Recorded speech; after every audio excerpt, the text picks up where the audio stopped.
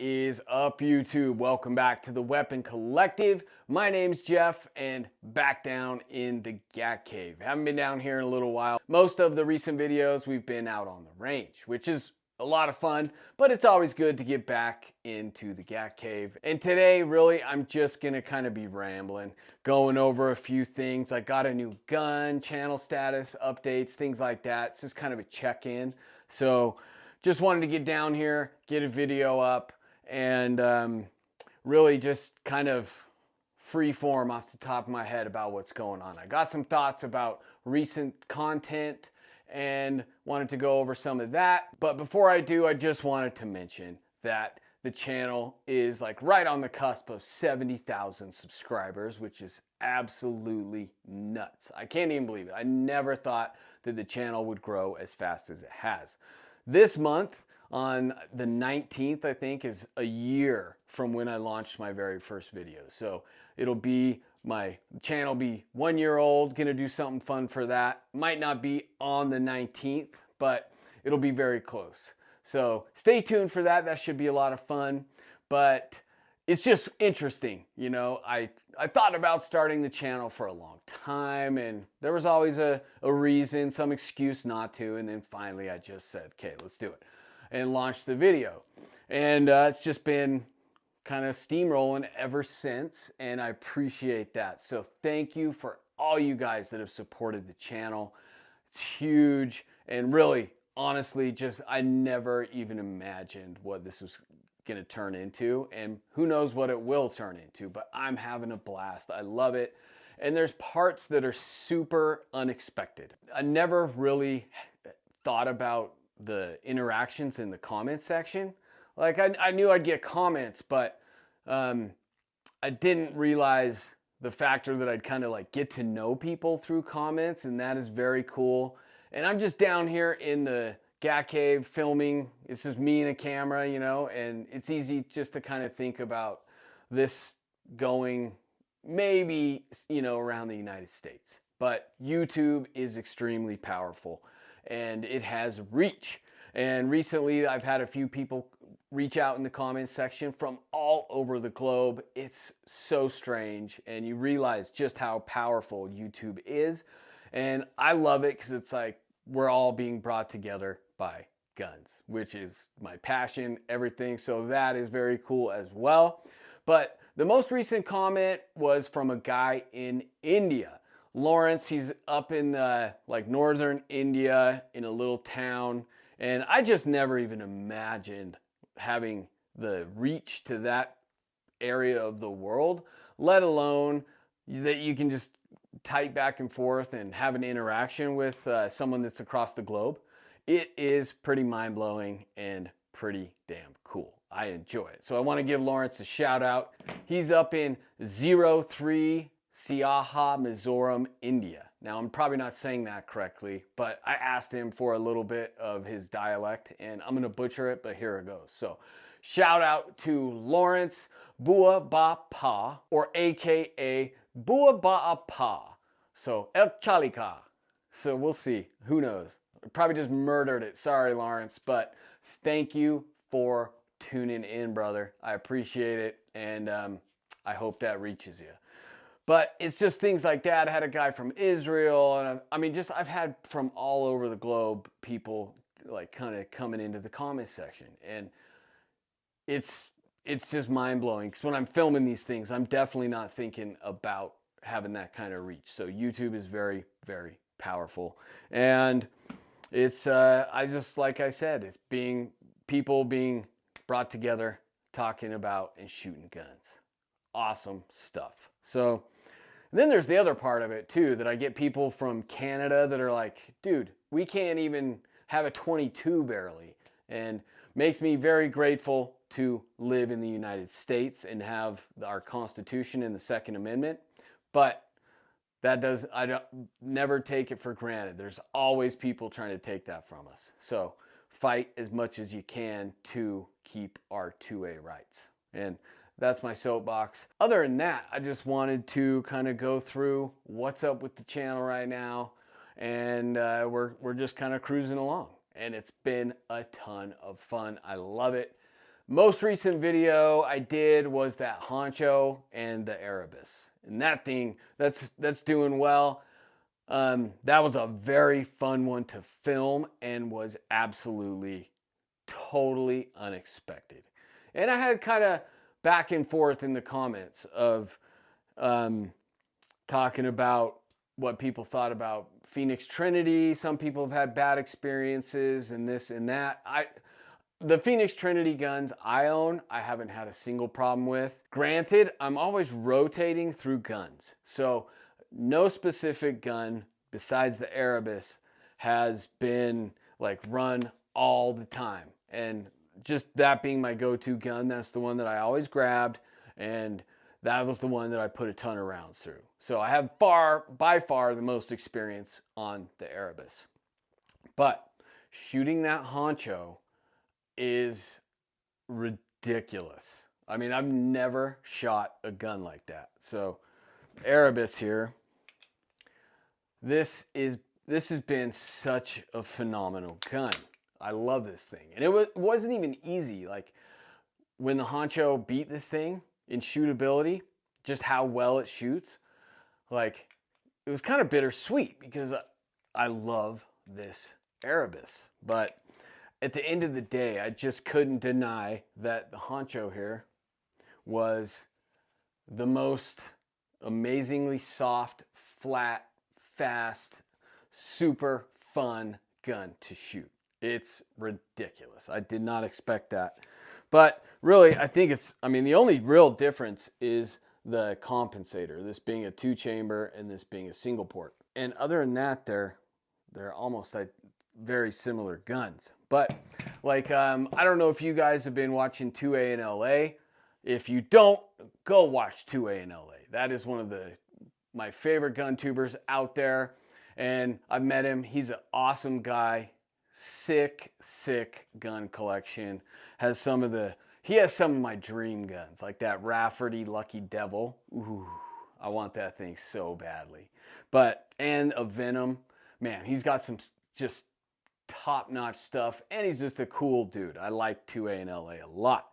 But 2A in LA, and then there's Major Havoc. I don't know if you guys are familiar with him. He is awesome as well. He has tons and tons of shooting experience. That guy has probably shot every gun out there, every 2011. Probably every gun, but he's a stud, and all three of us independently shot the Erebus and the Honcho and kind of came to the same conclusion. 2A in LA just did a live where he was talking about quality versus shootability. And I think that's a very valid point. So I'm kind of going to poach from that topic and discuss that because it is important. I didn't mention it in the Honcho video, but I talked about reliability and that this Erebus has, right around 10,000 rounds. I wish I kept an accurate round count on this gun, but it's harder than you think to do. And I'm going to try to do that with the Honcho or do a better job. I think I have just about 1,000 rounds on it now. I didn't keep track that day exactly, but probably 800 rounds. And it is going to be the gun that I'm shooting the most because I can shoot this the best. That's all. Hands down, at the end of the day, that's what I'm looking for, is a gun that I can shoot the best. Just what's the cheat code? And this is currently it. I'm going to take that. I'm going to take any kind of advantage I can get, and that is it. Meanwhile, I'm going to work on becoming a better shooter because there's guys out there that it doesn't matter what gun you give them, they'll run that and no problem. 6 shots to the A zone with the high point. I want to get to that point, but I'm not there yet. So I'm going to keep doing what I'm doing and training. I mention all that just to say that the Honcho, once again, the best, flattest, fastest, softest, most ridiculous shooting gun I've ever had the pleasure of pulling the trigger on. And it's just was unexpected and crazy. But the Erebus, just picking it up and handling it, you can feel a difference in quality. Now, this thing has been 100% reliable. I'm getting to the point that I think I need to change the recoil spring. Right around that 10,000 rounds is what Atlas recommends. And I just haven't done it yet. Probably do it today, actually. But there's no doubt that this is meticulously crafted and tested and proven. This thing is, this is high end, and you pay for it. It's significantly more, but this gun is a phenomenally well built pistol. Now, I don't know if this honcho is going to have any issues. Maybe it won't, but it doesn't have the same fit and finish and like level of craftsmanship that the honcho or that the Erebus does. And with that, I think when you build a pistol to very specific tight tolerances, that's where your accuracy comes from. So I'm going to say the Erebus is a more accurate pistol. But for what I was doing with this thing, 15 yards and in for the most part, 25 yards and in, this is an accurate enough gun for sure. I'm just talking about precision shooting. That's going to be better accomplished with the Erebus. But this thing, I mean, who knows? I'm saying that the fit and the finish and everything that goes into the honcho is not to the level that the Erebus is. But only time will tell if this is going to have any issues. There is the linkless barrel system in this gun. So let me show you that. Okay, guys, I just wanted to show you the linkless barrel system in this. So let me get this guy out.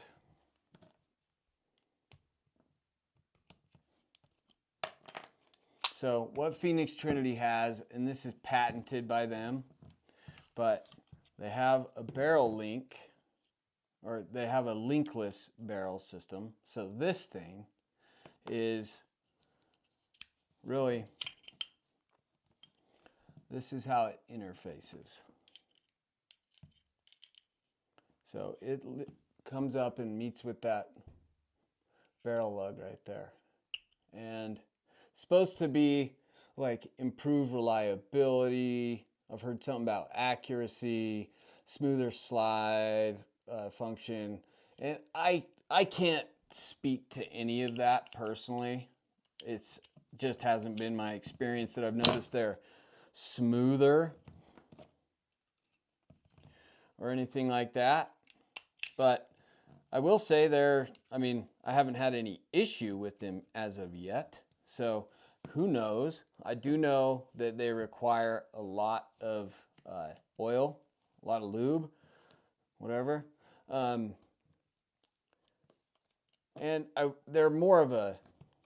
they're not as simple, they're not as easy, I would say, as working with a barrel link on a standard 2011.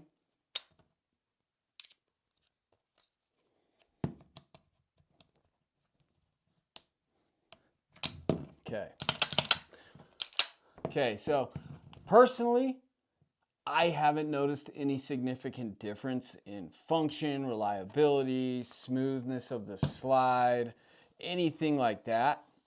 But I did notice that this thing shoots just phenomenally well. Now, how much of that has to do with the linkless barrel system? Who knows? But let's compare it to the Erebus and like what a typical 2011 barrel link looks like.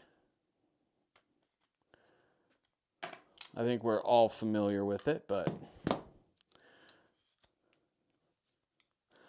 so the barrel link, let's just take this whole thing out. That's your traditional barrel link. So they do not have this. And I don't know, is that good? Is that bad? On one hand, I'm like, I like that companies try something new and try to improve on existing tech. Obviously, Browning made this, in the early late 1800s, and this has been going like that ever since. So Is there room for someone to come in and do it better, reinvent the wheel, build a better mousetrap? Possibly. Am I saying that's what this is? Absolutely not. I don't know. It just hasn't been my experience. I would say I'm neutral right now because I haven't had any problems with them, but I haven't had any huge advantage either. But that is being said, that does this thing shoot better and shoot the way it does? Does that have anything to do with the linkless barrel system? I can't say that. I don't know. So it's a great shooting pistol. That's all I know and all I care about.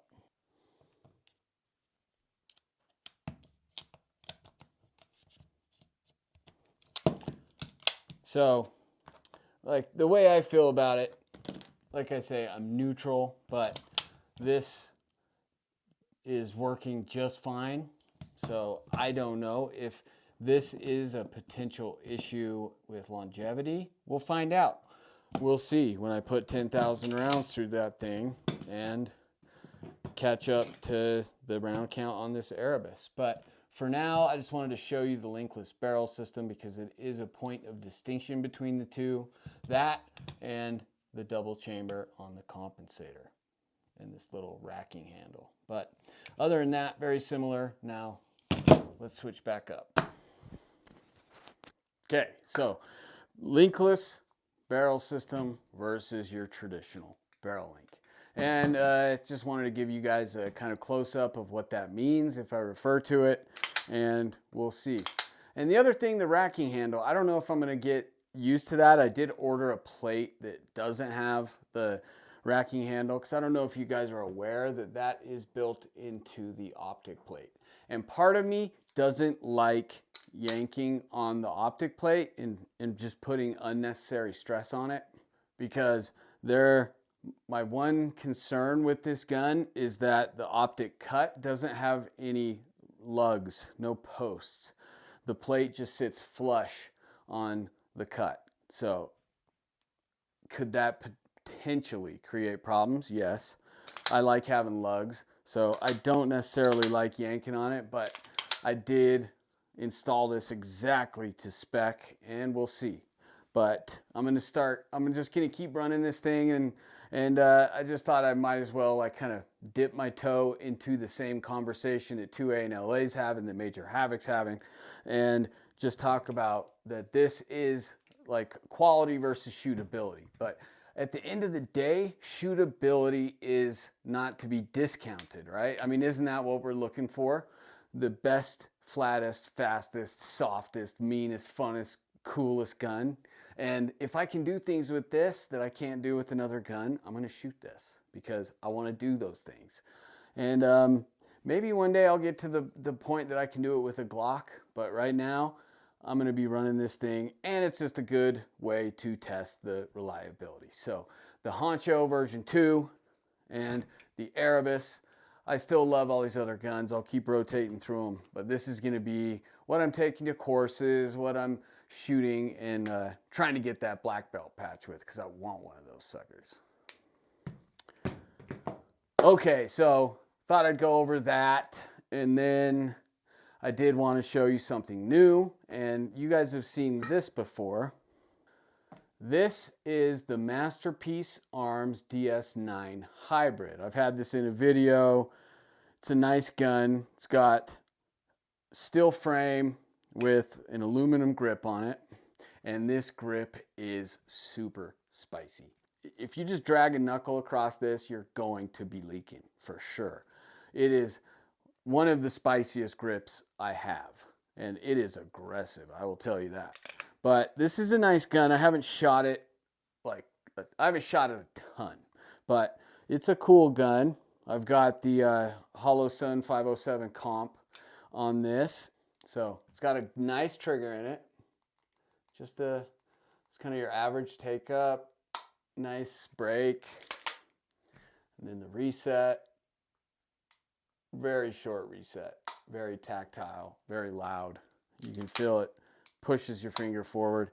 And let's meter this trigger. I did get a better gauge to do that with. That one I used in prior videos sucks, so I got this digital one from Wheeler, and we'll see. So it's coming in. Wow, that was a 1.14. I don't know if that's accurate. Doesn't feel that light. 2 feels about a 2, but not a 1.14. 2.1.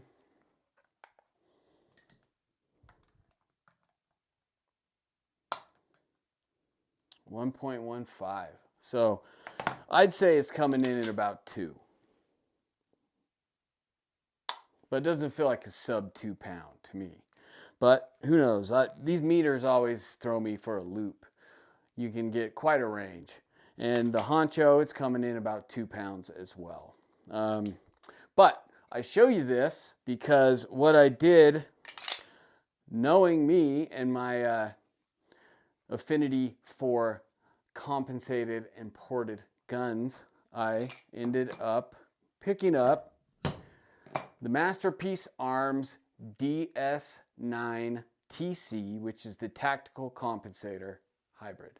So this thing is a sweet pistol, 4.6-inch barrel with the single port compensator on there. And this grip is not nearly as aggressive, which is preferable, but little caveat there with that very spicy grip.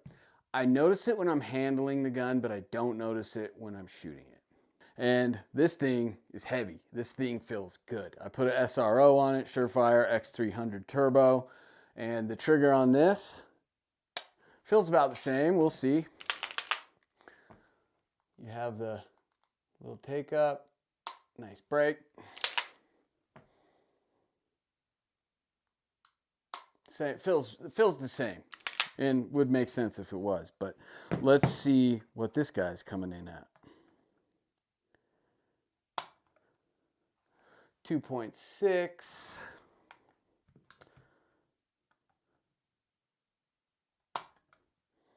1.15.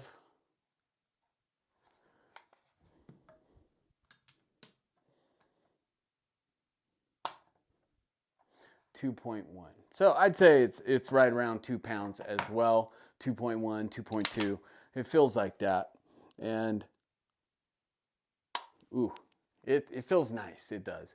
And I haven't shot this thing yet. Haven't had the opportunity, but very much looking forward to it. I think Friday, today is Wednesday. Friday, I'm going out to the range to film a video, and I will bring this guy with me. So this one has a steel grip, steel frame. The subtle difference is they have the same slide cuts, but this goes all the way through to the barrel, and these don't. Same shape and everything, but so this is a 5-inch pistol. This is a 4.6 with the compensator, bringing them to the same length.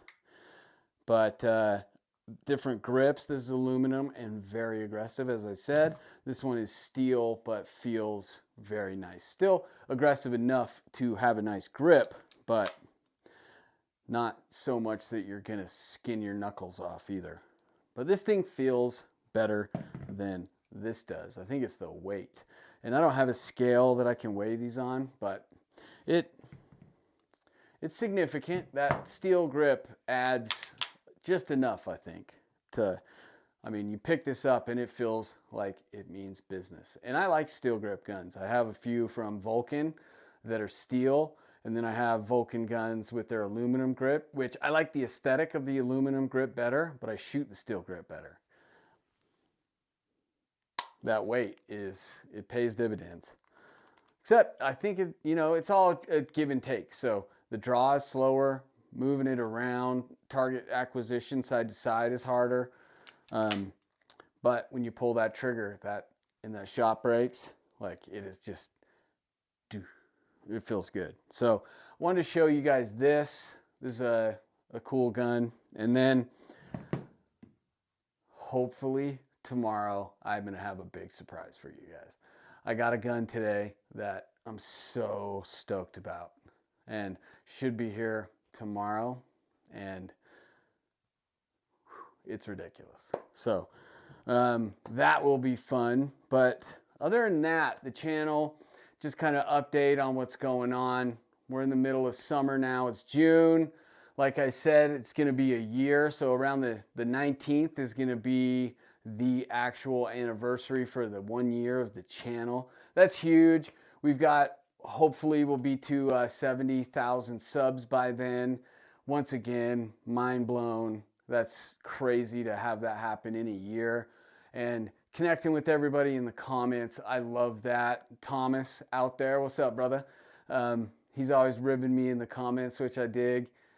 Just a bunch of cool people out there. Ryan Jenkins, all these guys that I get to know through the comments. It is very much a lot of fun. I really do enjoy it. So thank you guys. Instagram is helping. If you guys aren't on my Instagram, go check that out. That's a lot of fun. Really good way to get in touch and connect with other people. But if you're not on there, I'll drop it right here again, but it's at The Weapon Collective. Please go subscribe to that. That would be huge. That thing is dinky compared to the YouTube channel. This is my first and foremost, you know, this is my baby, the YouTube channel. But Instagram is a lot of fun. So if you haven't joined up on there, please do. Oh, another thing, the website where I'm going to be have merchandise. Guys, this has taken so long. I did not expect this. It is so dumb the way it works.